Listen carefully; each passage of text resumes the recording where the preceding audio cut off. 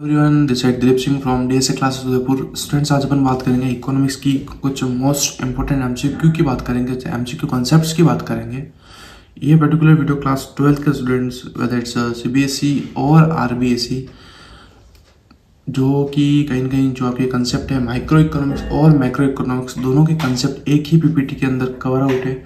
और आज की इस पीपीटी के अंदर देखेंगे कि कौन कौन से ऐसे इंपॉर्टेंट क्वेश्चंस है, कह सकते हैं कि एमसीक्यू कंसेप्ट है जहां से क्वेश्चंस आ सकते हैं। इस पीपीटी के जरिए कुछ थ्योरेटिकल पोर्शन वाले क्वेश्चंस भी थे, वो अपन ने क्या किया है, उन्हीं क्वेश्चंस को अपन ने एमसीक्यू फॉर्म के अंदर कन्वर्ट किया है, जिससे कि जितने भी आपके एमसीक्यूज है वो सब एक ही पीपीटी के अंदर कवर आउट हो जाए। ठीक है, तो सबसे पहले बात करते हैं बच्चों, जो आपको फर्स्ट क्वेश्चन दिख रहा है स्क्रीन पर, वो है नेशनल इनकम का। ठीक है, तो भाई नेशनल इनकम क्या होती है? नेशनल इनकम का मतलब होता है कि पूरी इकोनॉमी में, क्या सर, पूरी इकोनॉमी में जितने भी गुड्स एंड सर्विस प्रोड्यूस हो रहे हैं उन सब के इनकम को मर्ज कर दिया या फिर ऐड कर दिया तो क्या बनता है? अरे नेशनल इनकम बनता है कि नहीं बनता? सर बिल्कुल बनता है। तो national income is the total of, क्या है? National income is the total value of. भाई टोटल वैल्यू ऑफ किसकी होती है? आपकी, मेरी, या फिर ऑल गुड्स एंड सर्विसेज की?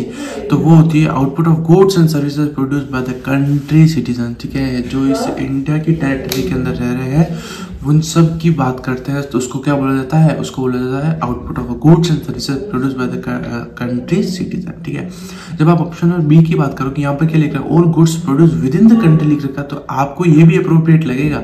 सी पढ़ते हैं goods produce with in the country, ये नहीं होगा। लेकिन ऑप्शन नंबर फर्स्ट बिल्कुल वैलिड है कि output of goods and services produce by countries citizen, यानी कि कंट्री के जो सिटीजन है वो गुड्स एंड प्रोड्यूस करते हैं, उसको क्या बोला जाता है? नेशनल इनकम बोला जाता है। चलिएगा, नेक्स्ट क्वेश्चन की बात करते हैं। नेक्स्ट क्वेश्चन है the value of all goods and services produced in the country during a given period of time, या फिर गिवन पीरियड ही यहाँ पर आपको शो हो रहा है। तो the value of all goods and services produced in the country during a given period is called, उसको क्या बोला जाता है? तो उसको बोला जाता है जीडीपी। क्या बोला जाता है बच्चों? GDP. What is the full form of GDP? GDP की फुल फॉर्म होती है ग्रॉस डोमेस्टिक प्रोडक्ट। क्या होती है? Gross domestic product. चलेगा, नेक्स्ट क्वेश्चन आपके सामने।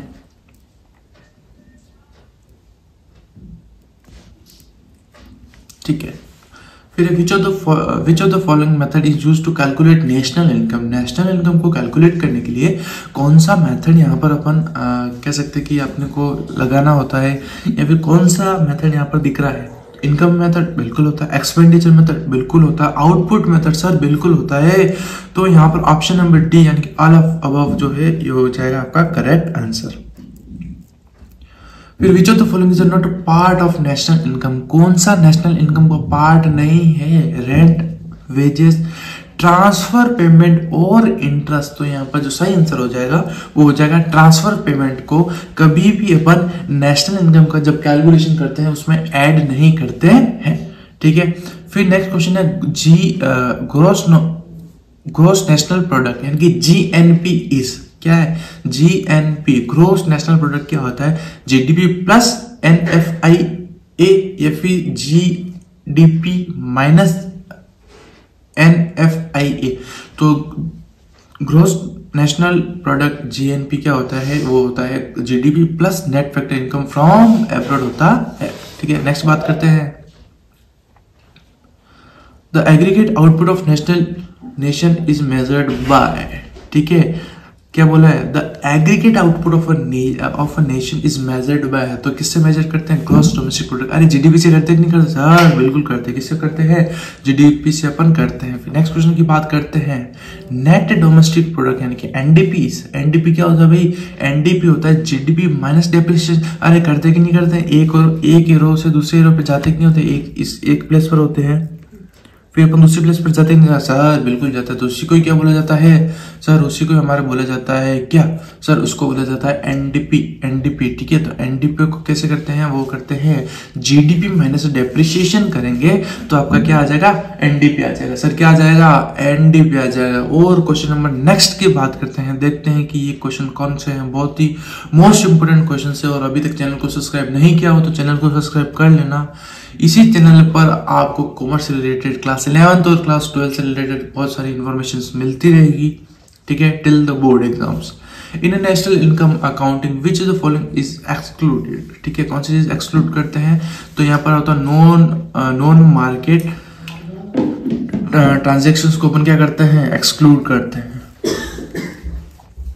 चलिए नेक्स्ट बात करते हैं। The most liquid form of money is, ठीक है, तो वो क्या है, करेंसी है। कौन सी है, करेंसी। नेक्स्ट पढ़ते हैं। The primary function of reserve bank of India is, जो प्राइमरी फंक्शन क्या है, इश्यू करेंसी नोट, बिल्कुल है। रेगुलेटेड मनी सप्लाई, बिल्कुल है। कंट्रोल इन्फ्लेशन, सर ये भी बिल्कुल है। तो यहाँ पर ऑप्शन नंबर डी हो जाएगा। क्या हो जाएगा, ऑप्शन नंबर डी हो जाएगा करेक्ट आंसर, ठीक है। तो यहाँ पर देखिएगा कितनी शानदार पीपीटी आपके सामने आ दिख रही है। Which of the following is the main objective of monetary policy? Sir monetary policy होती तो है, लेकिन उसका मेन ऑब्जेक्टिव क्या है, price stability, economic growth, full employment, all of above. तो यहाँ पर हो जाएगा इसका भी क्या, ऑल ऑफ अबव। फिर what is the purpose of the repo rate in India? भाई रेपो रेट का मेन कह सकते हैं इंटेंशन, या फिर रेपो रेट क्यों कराया जाता है, ठीक है, क्यों स्टडी कराया जाता है, तो उसका मेन चीज क्या है, to provide credit to commercial bank. क्या, टू प्रोवाइड क्रेडिट। भाई क्रेडिट किसको देना, कॉमर्शियल बैंक को। तो भाई सीधी सी बात है, कौन देगा, सेंट्रल बैंक देगा कि नहीं देगा, सर बिल्कुल देंगे। अरे दादाजी, भाई दादाजी देंगे कि नहीं देंगे, जब जब बच्चे को जरूरत होती तो कौन साथ देता है, बच्चों बोलते हैं कौन, दादाजी। कौन, अरे डांटते भी है तो, लेकिन साथ भी देते कि नहीं देते, सर बिल्कुल देता है, ठीक है। तो इसलिए रेपो रेट का जो मेन पर्पस है वो क्या है, कॉमर्स, सेंट्रल बैंक क्या देता है, पैसा देता है। किसको, आपको, मेरे को, या फिर कॉमर्शियल बैंक को। सर कॉमर्शियल बैंक कौन सा होता है, अरे कॉमर्शियल बैंक वो बैंक्स होते हैं जो अपने सिटी टाउन्स में, अरे एसबीआई, कैनरा, पीएनबी, जितने भी बैंक आज अपन देखते हैं, अपन विजिबिलिटी से देखते हैं, वो कौन से बैंक होते हैं, कॉमर्शियल बैंक होते हैं। कौन से बैंक होते हैं, कॉमर्शियल बैंक। अब बात करते हैं रिजर्व बैंक ऑफ इंडिया। अरे जो भी करेंसी होती है एक्सेप्ट द 1 रुपीज नोट, उनको इश्यू कौन करता है, अरे उनको इश्यू कौन करता है, आरबीआई करता है, सेंट्रल बैंक करता है। तो रेपो रेट क्या होता है कि जब जब कॉमर्शियल बैंक को पैसे की रिक्वायरमेंट होती है, फाइनेंस की रिक्वायरमेंट होती है, जब सब रास्ते बंद हो जाते हैं, तो वो कहां पर जाता है, हो जाता है सेंट्रल बैंक के पास। कहां जाता है बच्चों, सेंट्रल बैंक के पास जाता है। फिर नेक्स्ट पढ़ते हैं, what is the function of the commercial bank. Commercial bank के कौन से फंक्शंस यहाँ पर है जो आपको मेंशन है। फर्स्ट है इशू करेंसी, गलत।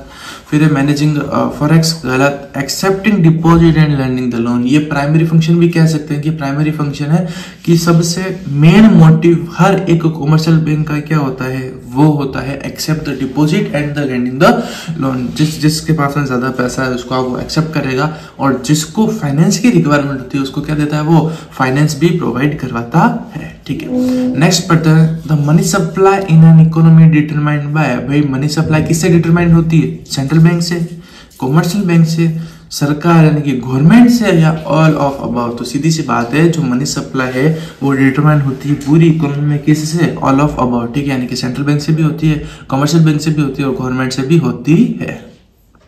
नेक्स्ट क्वेश्चन बहुत ही अच्छा क्वेश्चन है। ये क्वेश्चन आपको सीबीएसई 2021 में क्वेश्चन पूछा हुआ है, रिपीटेड क्वेश्चन है।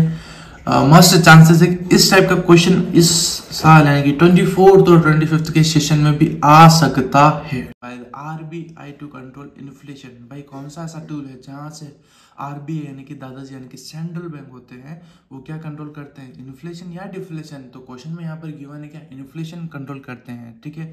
तो यहाँ पर जो लिक्विडिटी रेशियो पढ़ा था, क्वांटिटेटिव और क्वालिटेटिव, वो तीनों चारों पॉइंट दिख रहे हैं आपको। तो सीधी सी बात है, यहाँ पर जो इसका सही आंसर, जो अप्रोप्रिएट आंसर हो जाएगा, वो हो जाएगा ऑप्शन नंबर डी, यानी कि वो हो जाएगा ऑल ऑफ अबव। क्या हो जाएगा बच्चों, ऑल ऑफ अबव, ठीक है।